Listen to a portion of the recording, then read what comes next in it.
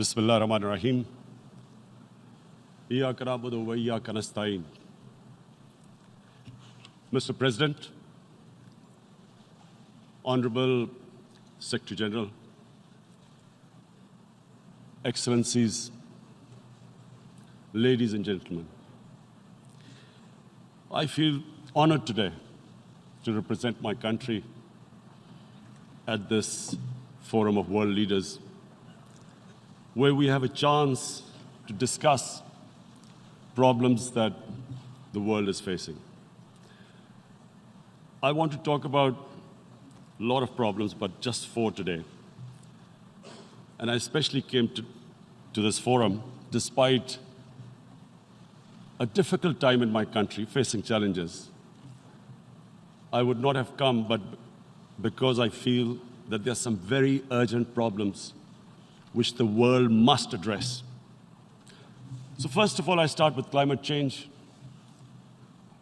So many leaders have talked about climate change.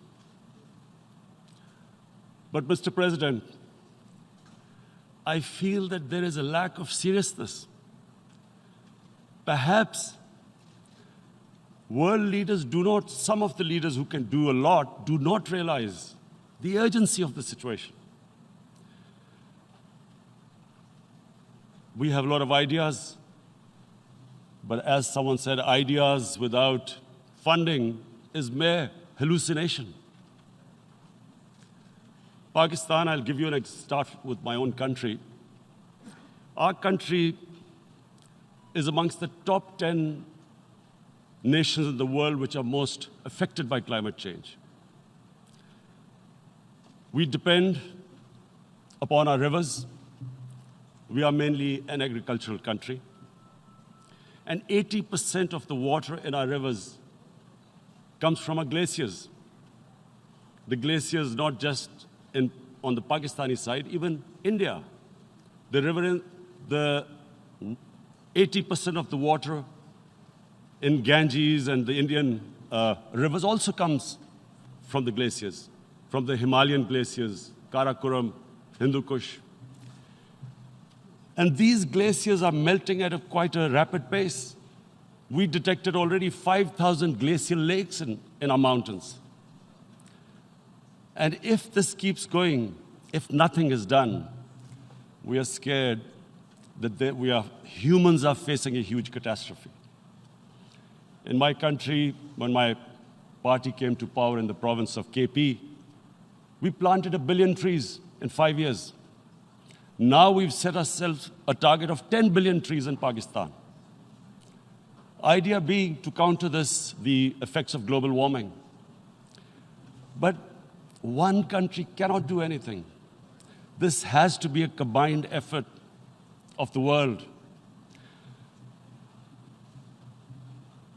My optimism comes from the fact that humans, the Almighty has endowed humans with great powers.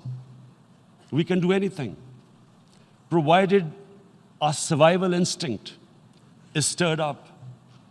And this is really what I hope that the United Nations will take a lead in this.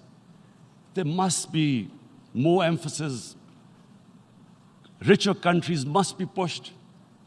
Countries that mainly are responsible for greenhouse gas emissions. They must be pushed because our country contributes minuscule amount to greenhouse gases. So I feel that the United Nations must take leadership in this.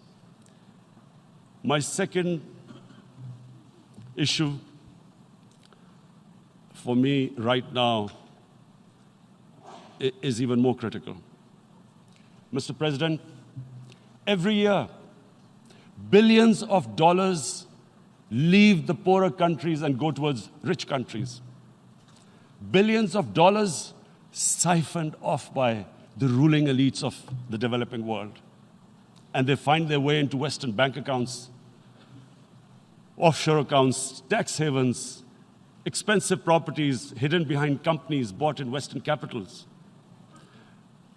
Mr. President, this is devastating the developing world. This is causing more poverty, deaths, It's impoverishing the developing world. The difference between rich and poor countries is growing because of this. Money laundering, which happens because money leaves the poorer countries into rich countries, is not treated the same as, for instance, money from drugs or terror financing. The seriousness which terror financing and money from drugs, the way it is treated, it's not the same. The way the poor countries are being plundered by their elites. It's not happening. In my country, when I took charge of our government a year back, in the 10 years preceding that, our total debt went up 4 times. The debt we had accumulated in 60 years, just in 10 years, it went up 4 times. As a result, the total revenue we collected in 1 year, half of it went into debt servicing. How are we going to spend money on our human beings, 220 million people, when half the money is going into debt servicing? Because our country was plundered by the elites, the ruling elite. And easily they could get the money out. And when, Mr. President, we located properties in Western capitals bought by this money through corruption and money laundering, located the properties of these corrupt leaders, we find it so difficult to retrieve it. That money, if we retrieved that money, we could spend on our human beings. But as such, it's so difficult. The laws protecting these criminals. We do not have the sort of money to have expensive lawyers and spend millions and millions of dollars. We need help from the rich countries. And Mr. President, it's critical. The rich countries must show political will. They cannot allow this to happen. How can the poor countries spend money on human development, which the United Nations asks, SDG? How are we going to do it when this money can easily leave our countries? So, unless the rich countries intend to build walls to stop economic refugees coming as we see right now, they must take action. They must take action now. It must be a deterrent. Corrupt ruling elites should not be able to take money out easily and park it into foreign bank accounts and into these properties abroad. And I never understand why. Why do we have these tax havens? Why is this allowed? Why shouldn't rich people pay taxes? Why is it legal to have these tax havens where you have these secret accounts? Because, world is changing. The population of the world is growing. Sooner or later, you're going to have a crisis. If the poor get poorer and the rich get richer, there is going to be a crisis sooner or later. So this is my second point. I hope that the United Nations takes a lead in this. It involves the IMF, the World Bank, Asian Development Bank. They must find a way of stopping this plunder of the developing world. My third point is Islamophobia. There are 1.3 billion Muslims in this world. There are millions of Muslims living in other countries, European countries, in the US, as minorities. Islamophobia, since 9/11, has grown at a pace where it is alarming. Human communities live together. There should be understanding amongst them. But Islamophobia is creating a division. Muslim women wearing hijab, it's become an issue. It's become an issue in some countries. Hijab is some sort of a weapon. A woman can take off her clothes in countries, but she can't put on more clothes. How is this happening? Because of Islamophobia. And how did this Islamophobia start? After 9/11. And why did it start? Because certain Western leaders equated terrorism with Islam. Islamic terrorism. Radical Islam. What is radical Islam? There is only one Islam, and that is the Islam we follow of Prophet Muhammad sallallahu alaihi wasallam. There is no other Islam. Radical Islam, Islamic terrorism, what message did they send to people in the West? And why is there Islamophobia? How is a person in New York, in the Midwest, in the US, in European capital, how is he going to distinguish between who is a moderate Muslim and who's a radical Muslim? Because terrorism has nothing to do with any religion. This Islamic terrorism, Islamic radicalism, and sadly used by leaders, this has been the main reason for this Islamophobia. And it has caused pain amongst Muslims. We in Muslim countries watch this Islamophobia traveling abroad, and it's getting worse. And may I just say, Mr. President, that in European countries, it is marginalizing Muslim communities. And we all know that marginalization leads to radicalization. Some of the people who ended up as militants in Syria and other places were from marginalized Muslim communities. And my point here is that we must address this issue. I'm sad to say that we Muslim leaders have not addressed this issue either. After 9/11, when this thing came about war against radical Islam, rather than Muslim leaders trying to explain to the West that there is no such thing as radical Islam, in all human communities, they are radicals. They're liberals and rest are moderate. All human communities, Christians, Jews, everyone has it. But Islam is not radical, neither Judaism, neither Christianity, neither Hinduism. No religion preaches radicalism. The basis of all religion is compassion and justice, which differentiates us from the animal kingdom. But unfortunately, the Muslim leadership was so scared of being called radical Islam that all of them became moderates. In Pakistan, we were in the eye of the storm, and our government coined a phrase called enlightened moderation. No one knows what it meant. But everyone started putting on Western suits that they were moderates, started speaking. Even those who didn't know English would speak English because they were moderates. No one had a clue what it was. Because we, in the Muslim world, did not explain to the West that there is no such thing as radical Islam. One of the reasons why, after 9/11, Islam was supposed to be equated with terrorism was suicide attacks. Because the 9/11 bombers did a suicide attack, all sorts of theories came up that the Muslims are involved in suicide attacks because they will get virgin in heavens. Some came up with, what about women, suicide attackers? So this bizarre thing happened. No one explained. Suicide attacks and Islam were equated. No one did research that before 9/11, the majority of suicide attacks in the world were by Tamil Tigers, who were Hindus. No one blamed Hinduism, and quite rightly. What has Hinduism got to do with what desperate people were doing in Sri Lanka? We all know we've seen films about Japanese kamikaze pilots at the end of the Second World War doing suicide attacks. No one blamed the religion. But here we were trying to prove we were moderates and not explaining to the West. But the most important thing I wanted to say here today, in explaining this Islamophobia, Mr. President, and I feel it's very important because I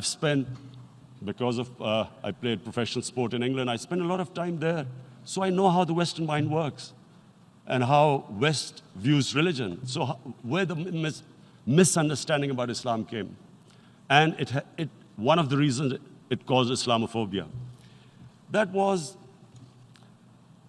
in 1989, this book was published, maligning, insulting, ridiculing our Prophet Muhammad sallallahu alaihi wasallam.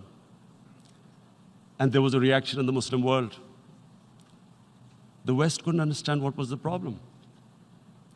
Because in the West, because I have spent so much time in the West, religion is perceived completely differently. They don't look upon religion like we do. And so, Islam was supposed to be an intolerant religion. It was against freedom of expression. And Islam took a real beating 30 years ago. I still remember it became a watershed.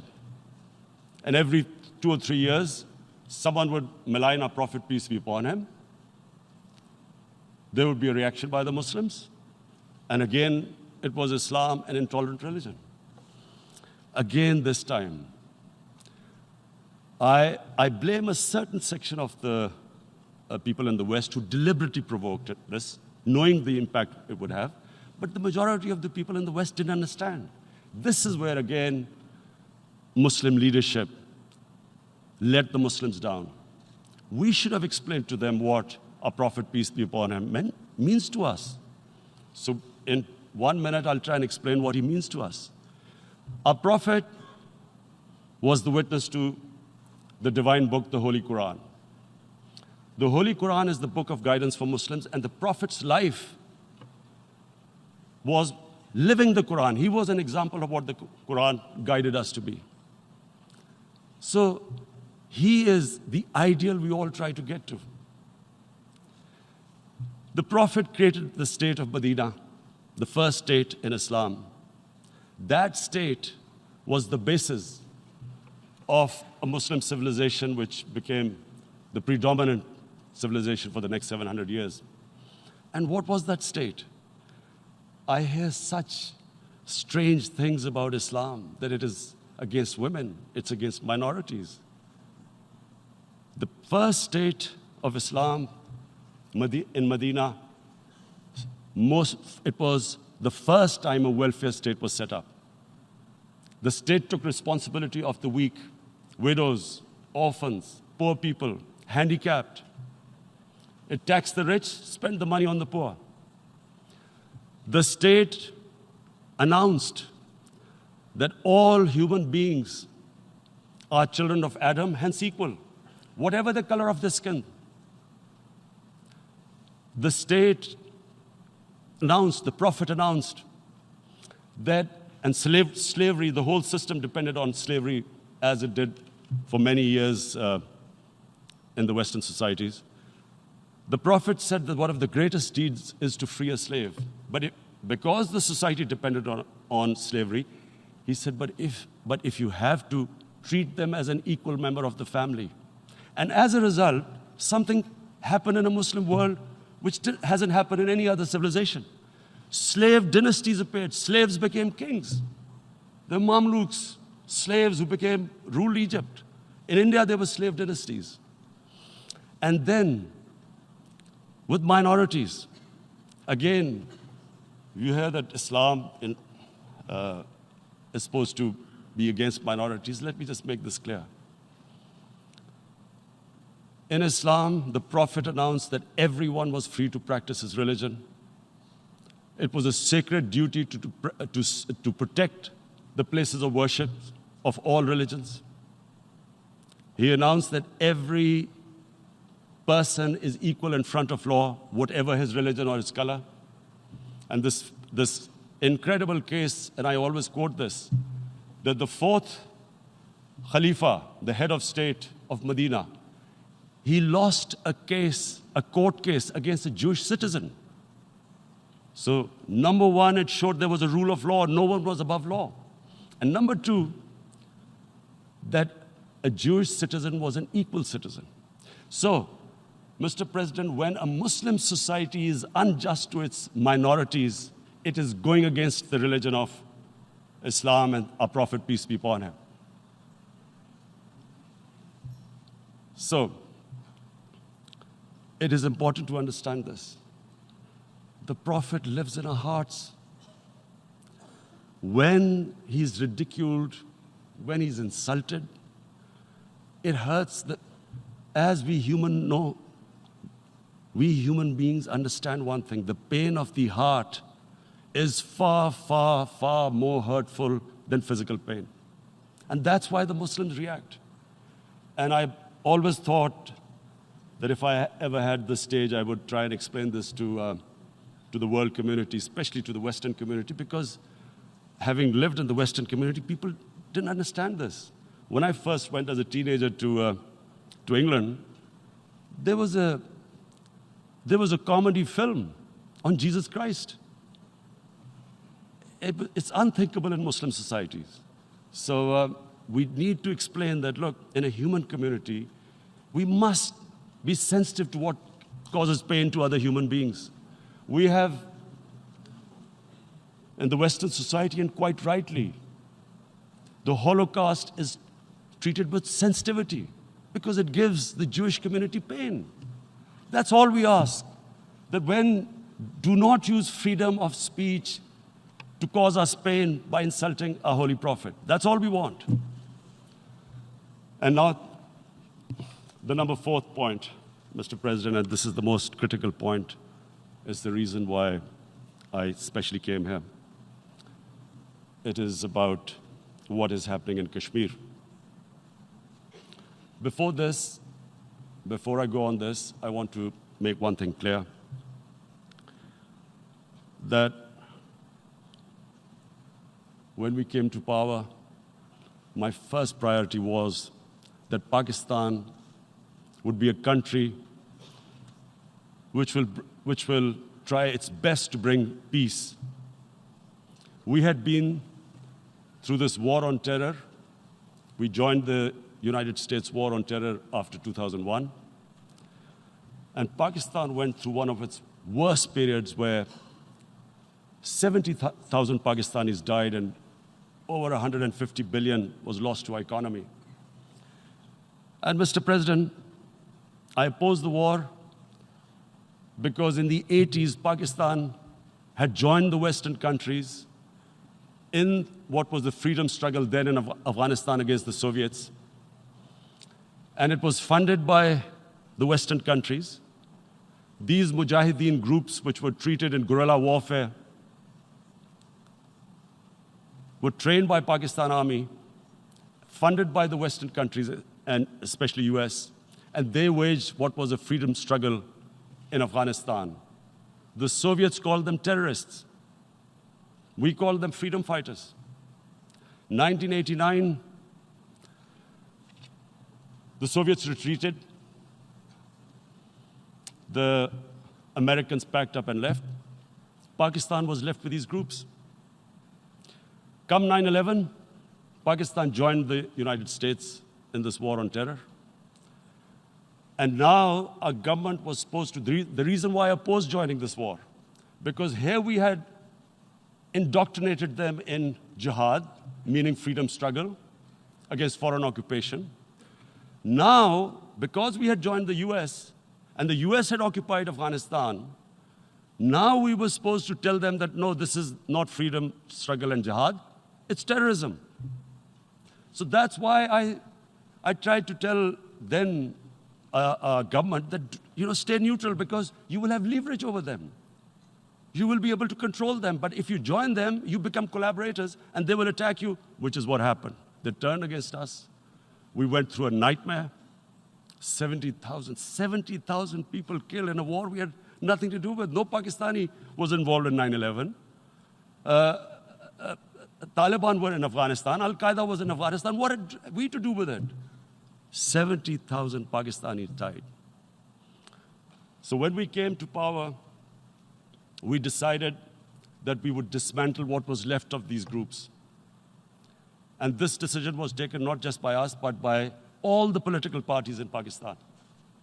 Unfortunately, they didn't implement it. So we came to power, we decided to implement it, and we dismantled whatever was left of the groups.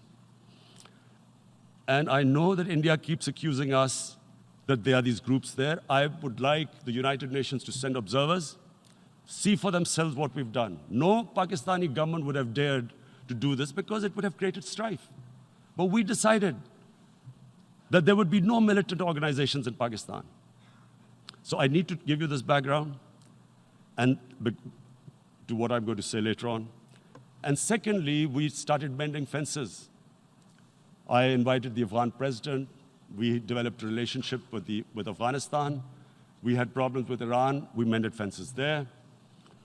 And then India.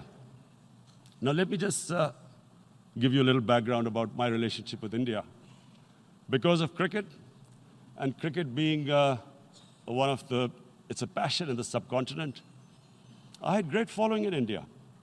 I have friends in India. And I loved going to India. So immediately, when my party came to power, the first thing we did was to immediately reach out to India.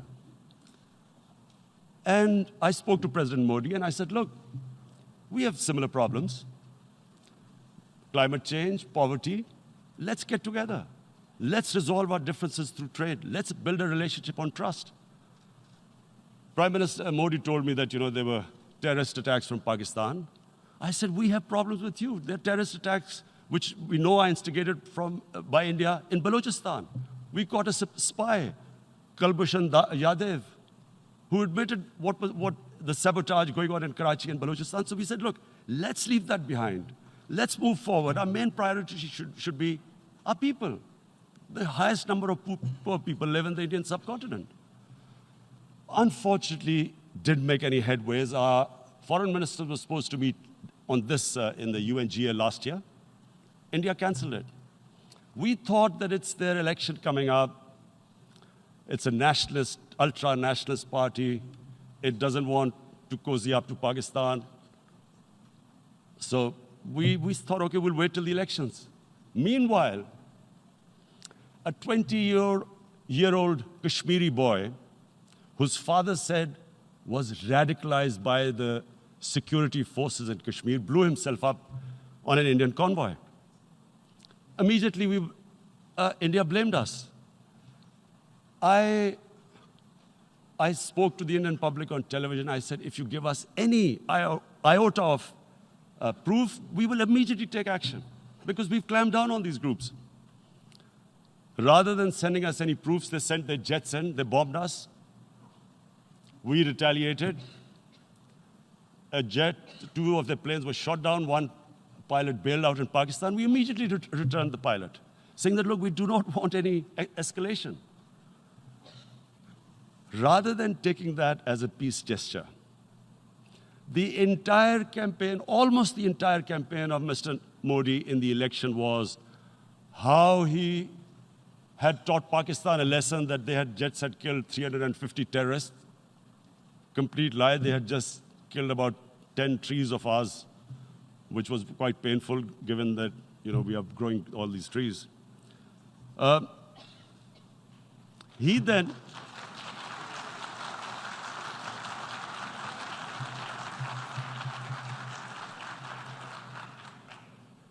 the election campaign, Mr. Modi used words like, this is just a trailer, the movie is about to start. I went into Pakistan and taught them a lesson. This was the election campaign. Okay, so we thought, us politicians make all these statements to win elections. So, okay, after elections, we'll get back to our normal relationship. Well, the moment the elections ended, we approached India. No response. But then we discovered they were trying to push us in the FATF blacklist to bankrupt us. That's when we realized there was an agenda. And that agenda became obvious on the 5th August when India went against 11 United Nations Security Council resolutions, which say that Kashmir is a disputed territory and the people of Kashmir have the right of self-determination. They went against that. They went against Simla Accord, which is about bilateral, sorting out our differences through bilateral means, went against that. They actually went against the Indian Constitution. Illegally, they revoked Article 370, which gave Kashmir the special status. They got an extra 180,000 troops there. Total number of security forces in Kashmir now are 900,000. And they put 8 million people of Kashmir under curfew.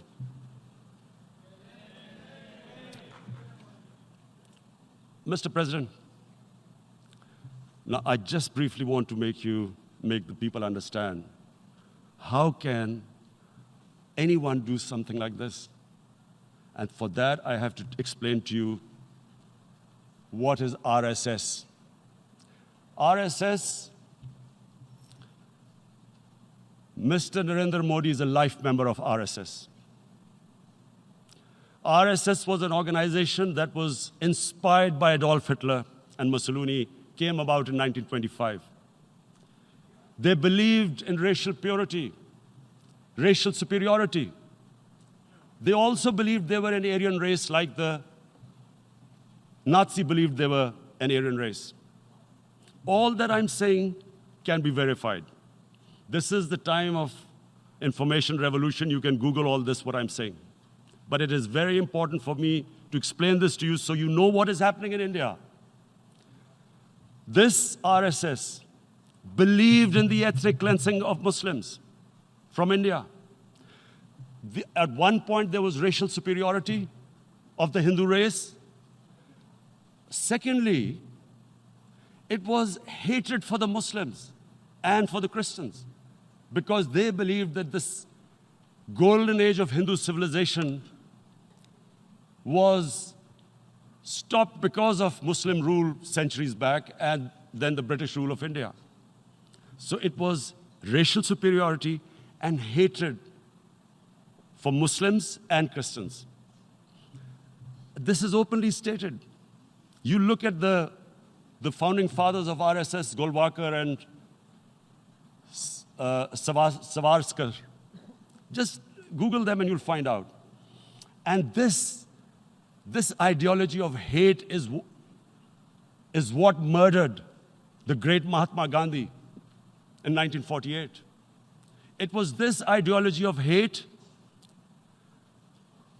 that made Narendra Modi in 2002 do a pogrom against Muslims in Gujarat when he was the chief minister. He allowed 3 days for these RSS goons who were inspired by the Hitler brown shirts. They actually wear brown shirts. This RSS, the Congress Home Minister gave a statement that in RSS camps, terrorists are being trained. And these terrorists butchered 2,000 Muslims and 150,000 Muslims were made homeless. Narendra Modi could not travel to the US because of that.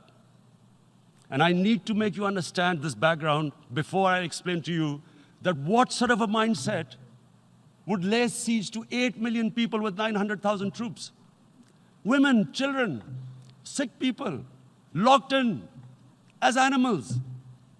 In fact, of what I know of England, if 8 million animals were locked in, the RSPCA would have made a lot of noise about it. These are human beings.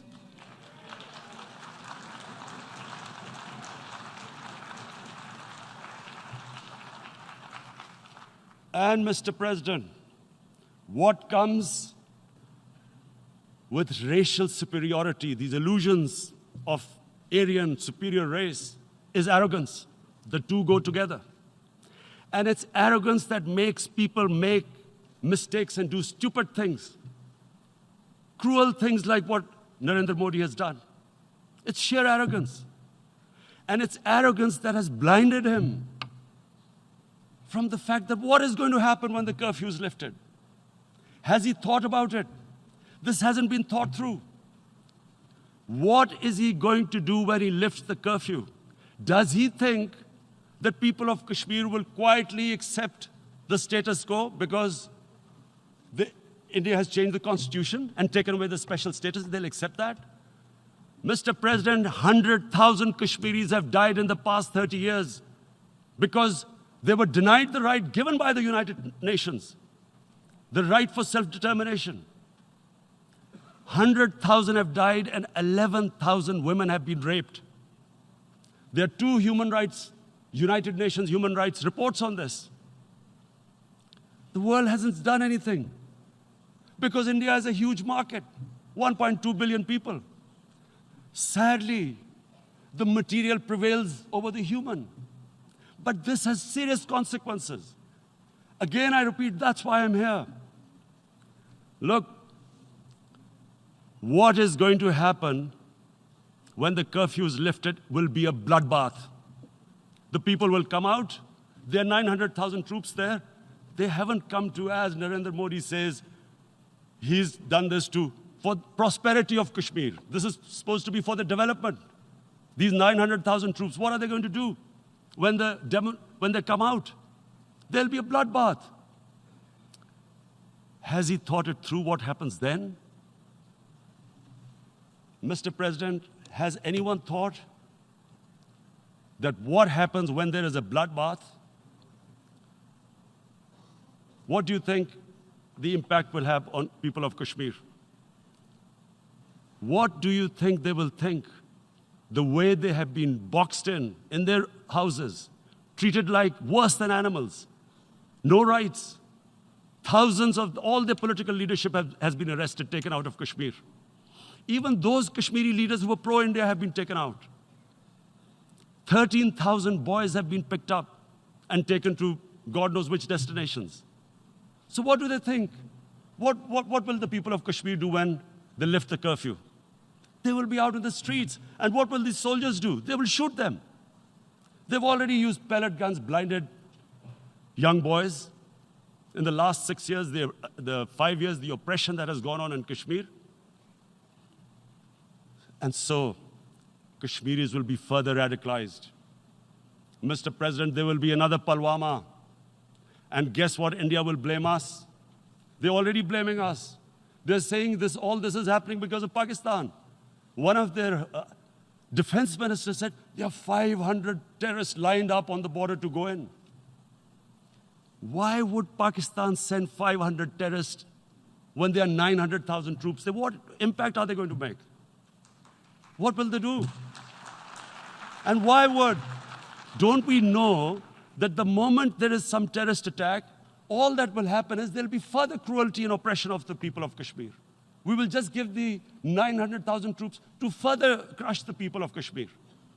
And then we'll give the Indian government an excuse that, look, Pakistan is a terrorist state, and this mantra that has gone on, Islamic terrorism. The moment you use this catchword, Islamic terrorism, the whole world turns away. No one talks about human rights. You can do whatever you want, which is what has happened in Kashmir, because they keep using this word, Islamic terrorism. And this is what they're doing right now. What do we benefit from further increasing the cruelty on the people of Kashmir? And why would we want this?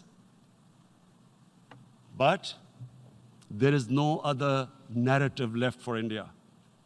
As when they lift the curfew, whatever happens, Pakistan will be blamed, and there is always a danger of another Pulwama. They might come and bomb us again, and then another cycle might start. And what does Narendra Modi think? That 180 million Muslims of India are thinking right now. Aren't they watching these Kashmiris stuck inside for 55 days they've been stuck in? Aren't they watching? What do you think? Don't you think that the Muslims will be radicalized in India? And I'm talking about 180 million people. And when they get radicalized, there will be some incident in India somewhere down the line. Again, we will be blamed. And I'm warning you right now, again, we will be blamed. And Mr. President, what about 1.3 billion Muslims who are watching this? And they know that it is only happening in Kashmir because they're Kashmiri Muslims. This is not happening to Kashmiri Hindus. They know that this is happening because of their religion. So what do you think they will be thinking? What do you think the Jewish community would think if they were, forget 8,000 Jews stuck like this? What do you think Europeans would think? What do we think? I mean, any human community, if their members are stuck like that, what do you think they will think? Are we a children of a lesser God? Is it not going to cause us pain? And then I'll tell you what will happen. People will in the 1.3 billion Muslims, someone will pick up arms. I know we've been brought up with films, Western films. This good, decent guy doesn't get justice. He decides to pick up a gun and start seeking justice. There was a film made in New York, famous film called Death Wish. This guy gets mugged by and his family, his wife gets killed or something. He can't get justice. He picks up a gun and he goes around shooting muggers. And the whole cinema cheers him on. So what do you think the Muslims are thinking right now? If there is a bloodbath, there will be Muslims becoming radicals, not because of Islam, but because of what they will see, that there's no justice when it comes to Muslims. There were Rohingya Muslims, Myanmar, who are, God knows, almost 1 million people out, ethnic cleansing. What was the response of the world community? So what do you think will be the response of 1.3 billion Muslims? I picture myself. I'm in Kashmir. I've been locked up for 55 days. I've heard about, and there are rapes, Indian Army going into homes, soldiers. Would I want to live this humiliation? Would I want to live like that? I would pick up a gun. You're forcing people. You are forcing people into radicalization. When people lose the will to live, what is there to live for? And this is what, if you can do this to human beings, you are actually radicalizing people. And so, Mr. President, I want to repeat here, this is one of the most critical times. There will be a reaction to this. Pakistan will be blamed. 2 nuclear-armed countries will come face to face, like we came in February. And before we head in that direction, the United Nations has a responsibility. This is why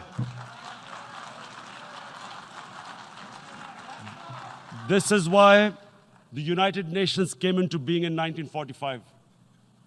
You were supposed to stop this happening.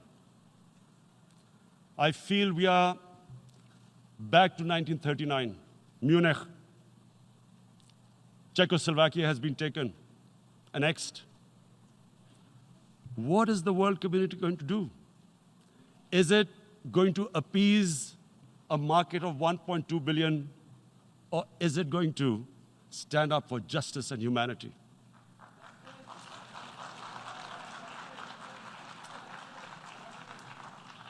If this goes wrong, you hope for the best, but be prepared for the worst. If a conventional war starts between the 2 countries, Mr. President, if a conventional war starts, and anything could happen, but supposing a country 7 times smaller than its neighbor is faced with the choice, either you surrender or you fight for your freedom till death, what will we do? I ask myself this question.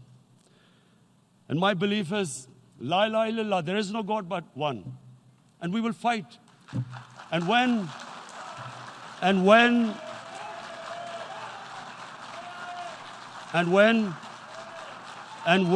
a nuclear-armed country fights to the end, it will have consequences far beyond the borders. It will have consequences for the world, which is why I repeat I'm here. Because I'm warning you, it's not a threat. It's a fair worry that where are we headed? And I've come here to tell the UN, you've got to, this is a test for the United Nations. You are the one who guaranteed the people of Kashmir the right of self-determination. They are suffering because of that. And this is the time. This is the time not to appease like in 1939 appeasement took place. This is the time to take action. And number 1 action must be that India must lift this inhuman curfew, which has lasted for 55 days. It must free It must free all political prisoners, and especially those 13,000 boys that have been picked up. Parents don't know where they've disappeared. And then the world community must give the people of Kashmir the right of self-determination. Thank you.